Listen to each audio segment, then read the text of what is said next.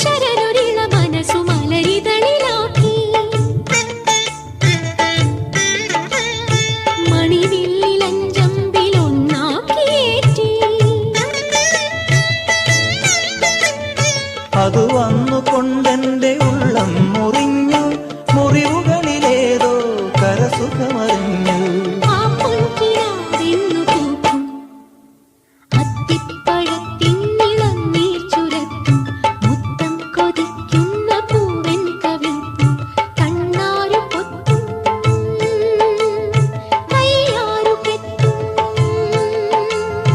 മിഴിമയിലു നടമാടും ഇളമയുടെ പൂവാറിൽ ഞാൻ എന്റെ പൂത്താലി ചാത്ത